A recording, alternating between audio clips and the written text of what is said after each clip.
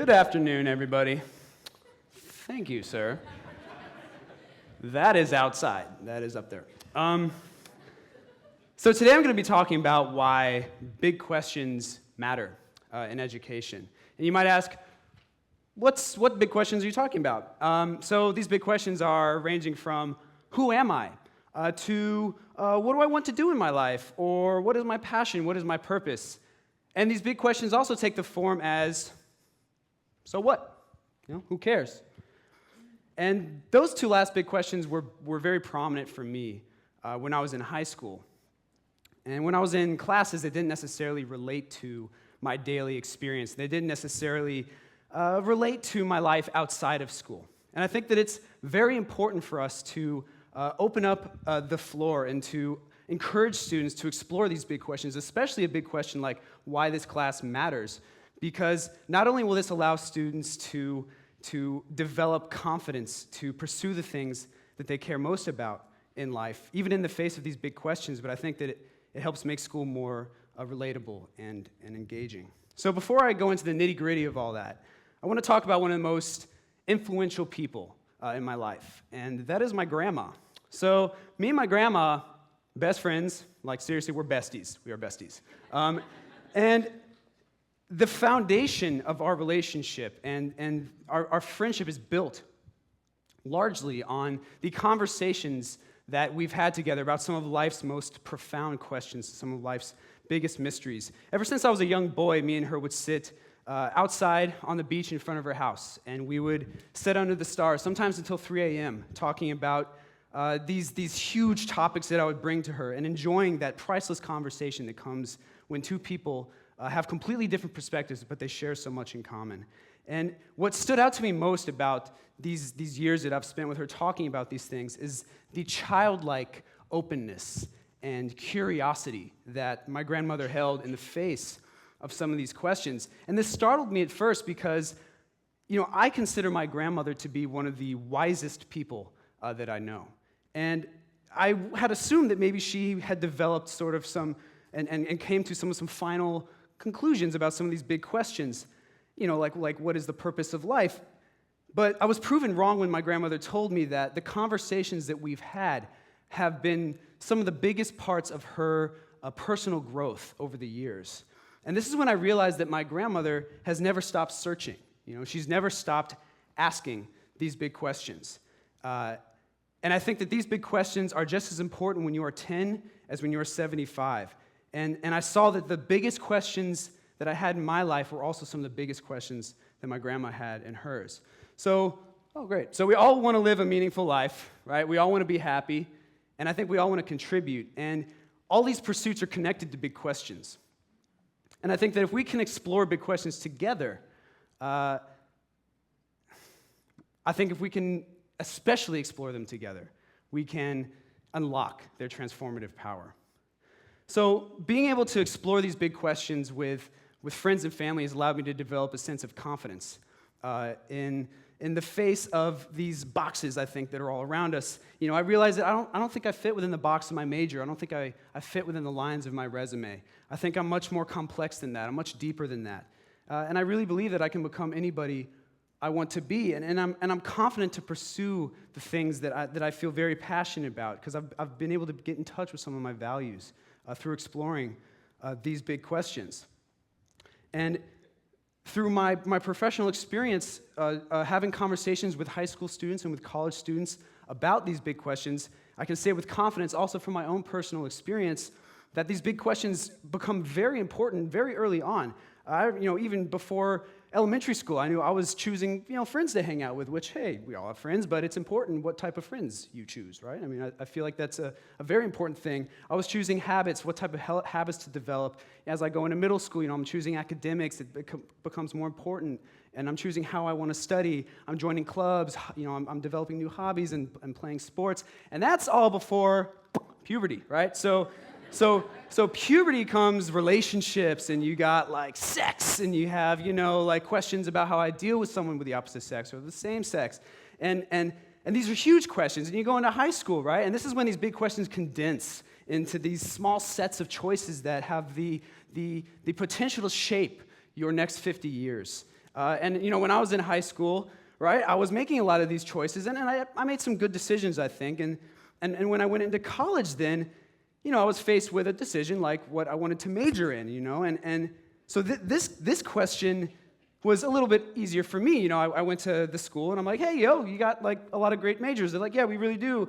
Congrats. I'm like, thanks. And they're like, yeah, so you got 70 to choose from, and 65 require you to be proficient in college algebra. And I'm like, all right, so let's just do away with those, and let's look at the remaining 5. What do we got? So it was easy for me, but for someone maybe with a wider range of skill sets, you have more variables, and that makes it tough. And I think that if I didn't develop confidence in the face of a big question like what major do I want to pursue and what do I want to do with my future, I would probably come into graduation in a sense of panic. And I think if I hadn't made headway on some big questions that I've been able to make headway on, the next 30 years of my life, I would push those questions down, I would shove them into some dark corner, and then 30 years later, they just explode in this big existential midlife crisis where this voice that's just been like, jammed in the back of my mind just comes out, and he just comes out and he's like, hey, man. Just kicks through some walls that I just built up. He's like, hey, excuse me, what are you doing? What are you doing? And, oh, by the way, why are you doing it? Because I know you're not happy and you haven't been talking to me, and are you afraid of what I have to say? I think you are, right? So these big questions, they come up and they can be very damaging, I think, if they're ignored. And I think that, And I think that if we don't include and we don't give the opportunity to give students the space, and if we don't open up a school and allow these big questions to become part of a conversation in education, we're leaving out a key piece of human development. And I think that we are failing to make school a place where you're not only prepared to succeed and thrive practically in the world, but where you are prepared to move beyond school with confidence to pursue the things that you care about, even in the face of these big questions that, by the way, will remain with you, your whole life. So I went into high school and I went in with a little bit of frustration because for me, and this was 5 years ago, I was confronted with this situation where I'd wake up at 5 a.m. and I would go to school and I would learn something that I could download from my computer, often for free. The questions I was forced to memorize in school could be Googled in my pocket if I could only have my phone out in class. And what makes this, I think, really painful for young adults is that we all know this, right? This is a reality and we understand that. And for me, in general, not all the time, but in general, it felt like while I was in class, I was wasting my day.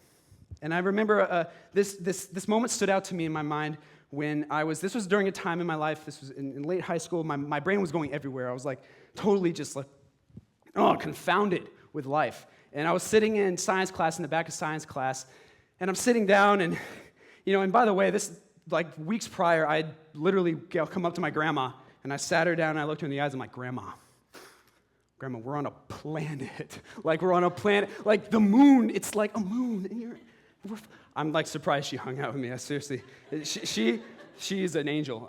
And so I was thinking like this. And I'm in the back of science class, and I'm thinking oh my God, we're on a planet. I'm flying around. We're all on this planet together. It's this big cosmic cruise ship, and none of us knew how we got here. And we're all flying around this galaxy, and it's crazy. And I have life. I have hands and feet, and I'm this humanoid thing. And I'm thinking about all this, and I have this one life. It's this little blip, this little, and this little cosmic little click.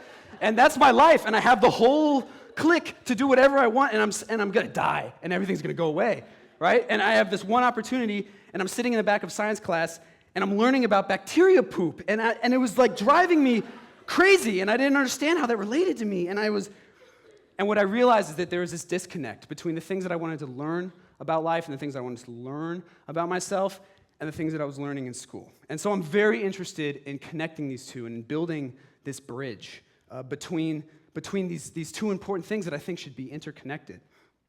So what does this bridge look like, right? How do we start? Where do we start building this bridge? Because I don't see this bridge maybe sturdily built in the U.S. public educational system. I work for an educational program that is partnered with an inner city high school. And we've taken steps to begin to build this bridge, and we've done so by introducing an elective course that students can take, which takes them through this facilitated journey into some of the big questions they have, and it gives them space also to bring up some of the biggest questions that are on their minds. And one of the biggest that comes up is, what do I want to do when I graduate? And I'm like, I know, right? And so I also share that with you, because I'm always graduating. Every day is a new ceremony for me, you know? And so so these students get to introduce this question like this, and we explore it, and with that comes questions about passion and what they want to do for the rest of their lives. What are they going to, the skills that they're going to acquire, will that be able to make them successful and happy and allow them to contribute, in a meaningful way? And so these are big questions of fulfillment, identity, passion and purpose. And engaging with these students, I have witnessed the same mutual growth occur between me and the students that has occurred between me and my grandmother. If someone could just football throw a water at me, that would be awesome. My throat's just done. Thank you. So the school I work for is called the Bronx Center for Science and Mathematics. Bam! Look at that. 18 minutes, let's go. Okay, Bronx Center for Science and Mathematics. And this is located in the South Bronx, in the poorest congressional district in the United States. And I go there every morning, and the level of depth and wisdom that is displayed by these students is incredible, and I gain from it every time that I'm there. And we go into these big questions that are especially prominent in a young person's life, and these are the 5 pillars and the structure of our educational program that's in the form of this course. So the first pillar is choice, and this is the choices and recognizing the choices I have, and then seeing the power that I have to choose. And then we have purpose, and this is having direction behind your choices and making the choice to pursue the things that you care about. And then fearlessness, and this is having the courage and the fearlessness to make this big decision, even in the face of adversity and pressures. Then interconnectedness, this is where we see the webs of connections between us, and also looking at the impact that our actions have on others in the world. And then finally looking at life from a bigger picture point of view, looking at each other and looking at our challenges from new perspectives, and just seeing the world from a new light. So the students' curiosity and their desire to explore these big questions has resulted in what I like to call these bursts of learning, these aha moments that are largely removed from traditional curriculum and that flower organically from our conversations together. They're really beautiful. So I'm part of, this is the program that I'm a part of. It's called the Question Project. It's an effort of a nonprofit organization called Open Future Institute. And our program is designed to channel the students' desire to explore these big questions in their life. And I play the role of a guide, essentially, using this guide map that we've developed with this 5-pillar structure, leading a group of student explorers into what is often uncharted territory. And the structure allows me to keep the conversation open and free-flowing, but it also allows us to come to specific points of reflection and important points of debate and discussion.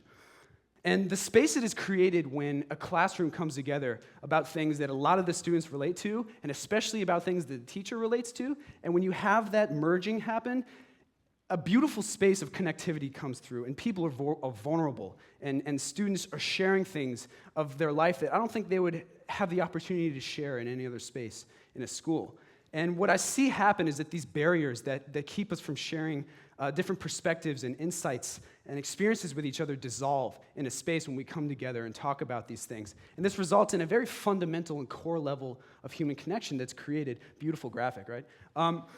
And I think these connections spread. I think that they're not isolated into the classroom. I think these connections stay with the students as they go to lunch together and as they walk home. And I think it stays with them as they come to school the next day, because these are human connections. It's the same kind of connection that I have with my grandma, where the fact that I'm her grandson and the fact that she's my grandma is irrelevant. We see each other and we respect each other as human beings because we see how we relate. So I think it's very important, obviously, I think, to bring this space into school in some way. And I think we have a duty, obviously, to teach students things that are going to prepare them to thrive practically in the world. I think that is a very important function of education.